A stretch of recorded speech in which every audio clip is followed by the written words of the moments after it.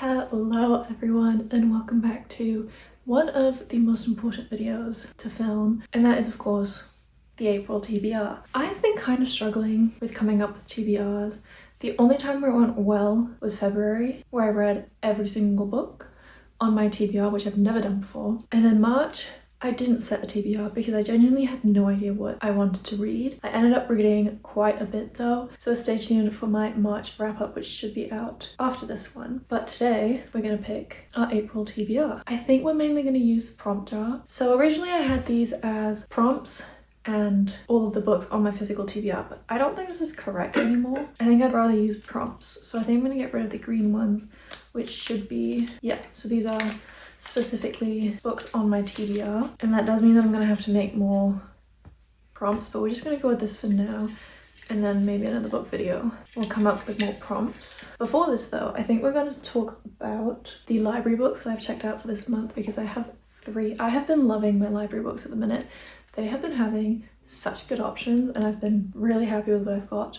So first one, which I'm already about 40 pages into, I started it this morning, is The Favourites by Lane Fargo. I think I tried to read this a year ago or so, but I wasn't in the mood for whatever reason. I read this while I was at the doctor's office and I'm hooked. A blurb or like a quote on the back is part Wuthering Heights and part Daisy Jones and the Six, and it's very much like, I don't know if you know this TV show that was on Netflix, I believe. It got cancelled after season 1 and Netflix needs to stop doing that to really good shows, but it was called Spinning Out. Kind of giving me those vibes so far. We're basically following what's the type of skating that they do?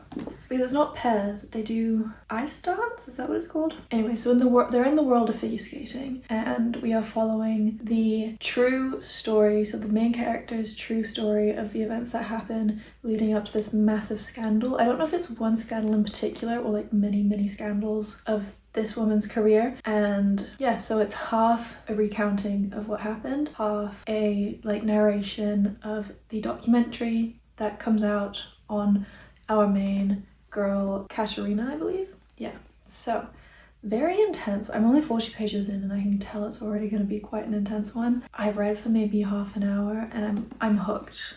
It's also really short chapters, so it really keeps you hooked, and I'm super excited to finishing this one. I really don't like this cover though. I prefer the original cover, but that's neither here nor there. So yeah, this is the first library book that I picked out. I think I got that last month though, and then I just didn't get around to reading it, so I renewed it to read this month, which you will see in a vlog at some point. I know that I've been a little bit MIA the last month, but that's just because 2 major things which I filmed. So I filmed my alchemized reading video, which took me so long to finish, a lot longer than I was anticipating. And then I also went to Austria with a friend and I brought a bunch of books with me and I vlogged that. So I have 2 big vlogs which I really need to finish editing. I've had some medical things happen and just editing wasn't easy, basically, is how it's going. So hopefully gonna get back into the swing of editing this video, which is an easy enough video to edit. But anyways, you don't really care, you're here for the books. So the second book, which I picked up today from the library, is The Poet Empress, which I have been hearing such good things about.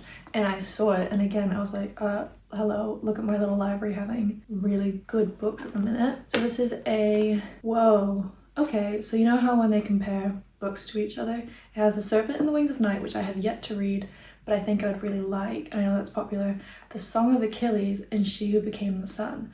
I've read The Song of Achilles and I think I listened to She Who Became the Sun, and I love both. This is really interesting. I've heard that the writing's really good, and honestly, I'm a big cover girl and I love this cover. I would have picked this up purely for the cover, I'm not going to lie. Anyways, really looking forward to this one. I believe this is a debut, which I love reading a debut, and she's floppy, so we like. The next book that I picked up from the library, the cover sold me. I don't think I've heard about this book at all. I haven't seen it anywhere. It's called Blood and Roses by Annie Summerlee. From what I know, it is a vampire story set in, what was it set in? Scotland, I believe? So a vampire story set in the Scottish Highlands, and I believe it's sapphic. Hello, that sounds like a perfect story. And it's like vampire and vampire hunter. Again, I have not heard anything about this book. I don't think I've seen it anywhere. Oh, again, looks like really short chapters, so excited to start these. I don't know what it is about books recently, but I feel like large paperbacks are like really in at the minute. Usually it's like short paperbacks, but like these big paperbacks are really in at the minute. Anyways, so the blurb sold me on this one, the premise sold me on this one. I think it's like a university campus and our main girl goes in as a vampire hunter and potentially falls in love with a vampire, and they're like, can we do this? Is this possible? So it's like forbidden love stuff. So seems right up my alley. Is it the right time frame or like time of year to be reading? Maybe not. We are going into spring, but who cares? So a family friend came over from the UK and brought me back some books, which was so lovely of her. I'm going to consider these as part of the TBR. I haven't really been buying books at all this year, so receiving this was really fun, spicing up the options a little bit. And we have Unearthly, A Dance of Lies, and My Friends. Now, Unearthly, I feel like would be a really quick and easy trilogy to get through. This is a 2010s Angels and Demons YA, I believe, book. And I remember, I think it was Emmy Rossam reading these in like, either it was a Fairy Loot video that she did or a 24-hour reading challenge video, and she loved this book, really wanted this. Also, the cover is stunning. I have to somehow get my hands on the other two books if I enjoy it, because I love when covers look like artwork. Then we have A Dance of Lies, which has been on my radar for a very long time, and I really need to read because I was accepted for the second book in the series. This sentence isn't coming out correct. I was accepted for an ARC copy of the second book in the series, so this one is definitely on my TBR for this month. I have to get around to reading this one. I, again, love the cover. Like, I would print out this cover and stick it up on my wall. And then we also have My Friends by Frederick Backman. Now, end of last year, I believe, I checked out Beartown from the library, but I unfortunately DNF'd it because I had, right before reading that one, picked up a book that was very similar writing style wise, and I wasn't really clicking with the writing style of that book. So then going into Beartown, I was just like, I can't read this at the minute. So unfortunately I had to DNF it then. And so I gave it back to the library and I can't find it anymore. It's not been there, and I go like every week at this point. And so then I checked on the like webpage with all of the books, searched for it, and it's not coming up. So I don't know what's going on. Probably will have to be a Kindle read. So I don't know if I should read this one before reading Beartown. I don't think they're related, but I don't know if I should or not. Like, in my head I want to read the Beartown series because I believe it's 3 books before I pick up this one, but I don't think you have to. But this, I mean, purely based on the cover, looks like more of a summertime book. I mean, it's kids, I think, in a pool, whereas Beartown is obviously set in Sweden, I think. Anyways, so those are just new books that have been added to my TBR, which I think I should definitely get around to reading A Dance of Lies this month. We'll have to see about the other two. Now, let's go into the TBR jar. Obviously, there's not that many prompts in here. Usually, I think I've just like done one prompt, but we're going to do a couple and then see what they are. I made these so long ago. This could be a complete and utter fail. Let's see. Book with less than 300 pages. I don't think I have many books that are under 300 pages at the minute. How long is this book? Yeah, no, that's 300 pages there. My Friends, I also don't think, yeah. I don't have one physically that is under 300 pages, I don't think. Let's check Goodreads and Fable. See, this is why these prompts aren't always going to be the best idea. Dungeon Crawler Call, the paperback edition, yeah, nearly 500 pages. The Swan's Daughter, 400 pages. The Sun and the Star Maker, 400 pages. Maybe I shouldn't be looking at fantasy books. Okay, what about a thriller? Never Lie. Oh, okay, the Kindle edition of Never Lie by Frida McFadden is 286 pages. I did start that on Storytel, so as an audiobook, and then just never finished it, started reading other things. So maybe we do Never Lie. Because I have only ever read The Housemaid by Frida McFadden, and it wasn't the best thriller book out there, so maybe I have heard that Never Lie is supposed to be good. Next prompt. Please be something that I have a physical book for.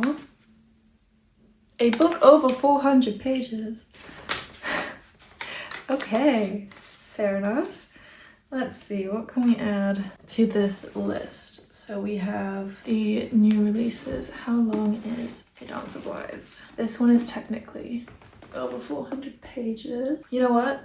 We're gonna lock this one as this one because I really do need to get around to reading that one. And then let's see, let's do one more because then we have 6. 1, 2, 3, 4, 5. Yeah, then we have 6 books for this month's TBR. A book you've had for more than a year. Obviously not the other 2 of the new releases. I think we're gonna have to go to my... Ooh, okay. One book that I know for sure that I've had for longer than a year is a second book in a duology, which I don't know why I never finished the duology, so let's pick that one up. The book that I've had for longer than a year, which is probably more like 3 years, is A Dragon's Promise. Oh, The Dragon's Promise by Elizabeth Lim. Stunning covers yet again. Can you tell I like pretty... Ooh, what's this?